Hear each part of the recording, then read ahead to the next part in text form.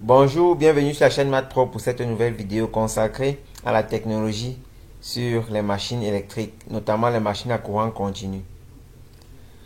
Pour étudier à bien cette partie, nous allons commencer par la généralité sur les machines à courant continu, suivi de la constitution des machines à courant continu, puis nous allons voir le principe de fonctionnement des machines à courant continu, nous allons voir l'expression de la force électromotrice induite, et nous allons donner un exercice de consolidation. Généralité. La machine à courant continu, en abrégé MCC, est un convertisseur d'énergie totalement réversible. Elle peut fonctionner soit en moteur, convertissant l'énergie électrique en énergie mécanique. À l'entrée, on a l'énergie électrique, UI, et en sortie, on a l'énergie mécanique, C oméga. Ici, il s'agit du fonctionnement moteur. Le moteur absorbe l'énergie électrique et fournit une énergie mécanique de rotation. En génératrice, la machine permet de convertir l'énergie mécanique de rotation en énergie électrique. En entrée, on a une énergie mécanique de rotation et en sortie, on a une énergie électrique. Constitution d'un moteur à courant continu. La machine à courant continu est constituée principalement de l'inducteur qui est le stator et de l'induit qui est le rotor. Nous avons aussi le système balai-collecteur. Nous avons l'entrefer pour faire circuler le flux. L'inducteur ou le stator, c'est la partie fixe. Il est formé soit d'aimants permanents, comme on peut voir ici,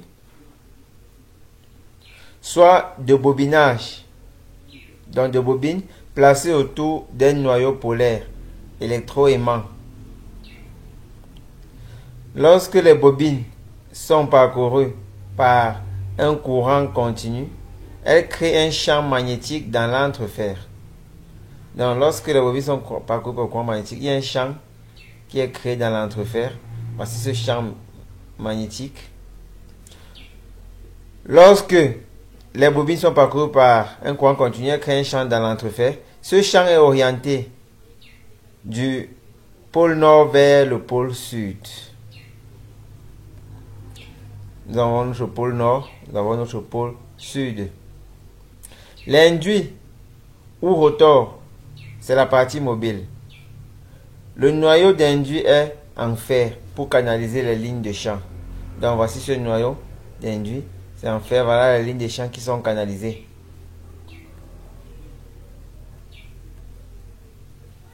Le collecteur et balai. Le collecteur est un ensemble de lames de cuivre isolées disposées sur l'extrémité du rotor.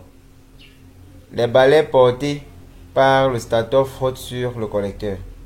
Donc voici notre système balai-collecteur.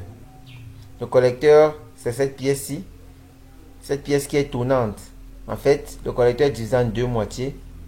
Une moitié sera reliée à un côté du balai et l'autre moitié sera reliée à l'autre côté du balai.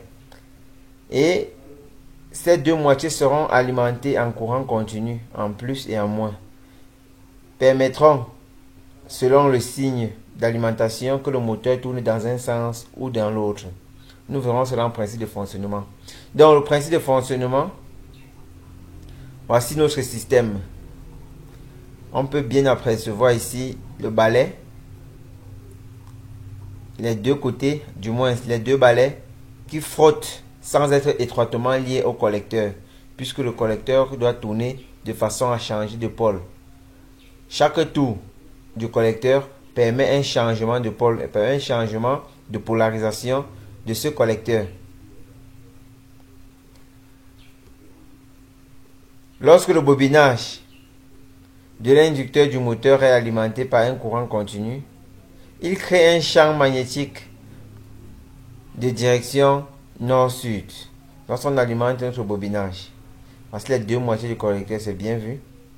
Il y a un champ magnétique B qui est créé, dont la direction c'est du nord vers le sud.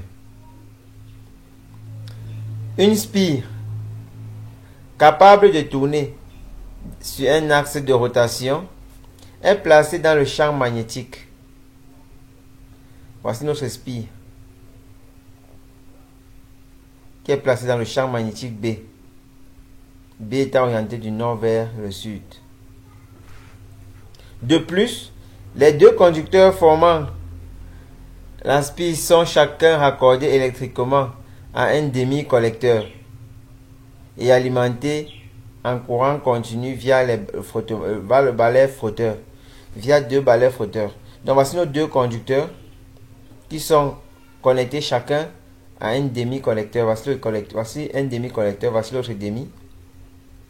Donc, si on peut regarder encore ici, le premier conducteur est en bleu, connecté pour cette image à la borne moins. Le deuxième conducteur est en rouge, connecté à la borne plus. Ces conducteurs sont placés, forment une spire, puisque c'est un circuit fermé, et sont placés dans un champ magnétique B, dirigé du nord vers le sud.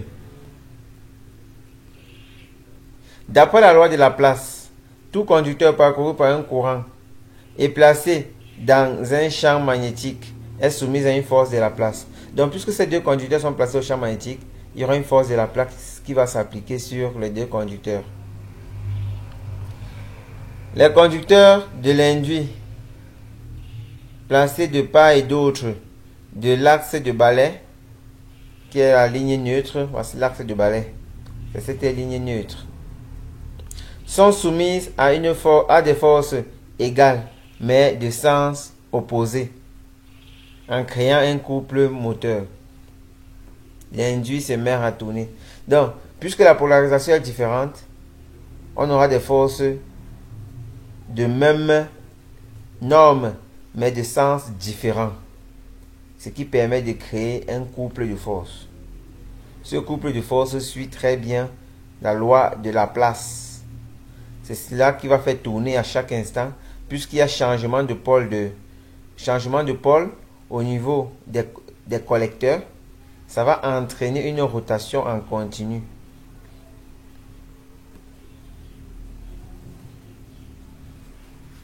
La force de Laplace affirme que l'action du champ magnétique B sur un courant I dans un conducteur de longueur L produit une force, la loi de Laplace du moins, produit une force F qui est égale à IL vectoriel B. I ici, comme nous avons dit tantôt, c'est le courant dans le conducteur, L c'est la longueur de ce conducteur et B c'est le champ magnétique dans lequel est plongé ce conducteur parcouru par le courant I. La résultante de toutes les forces appliquées se traduit par un couple qui fait tourner le moteur.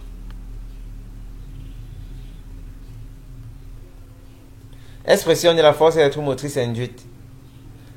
Les conducteurs actifs de nombre n,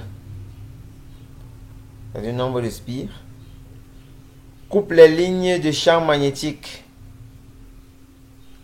D'après la loi de Lenz-Faraday, chaque conducteur est placé dans le siège des forces électromotrices induites. La force électromotrice E est égale à P sur 2 pi A n phi oméga. Ou encore P sur A n phi n.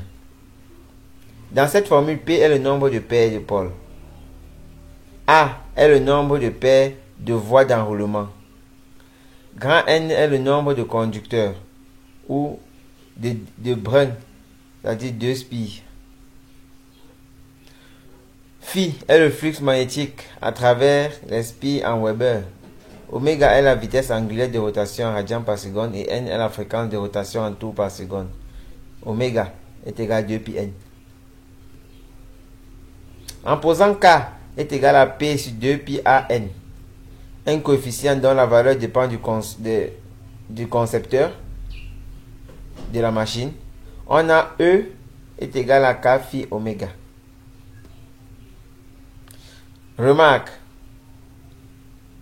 pour une machine à inducteur bobiné tournant à une vitesse angulaire constante oméga, la FEME est proportionnelle au courant d'excitation IE si le circuit magnétique n'est pas saturé. On a E est égal à K' IE, ce qui implique que phi est égal à KIE.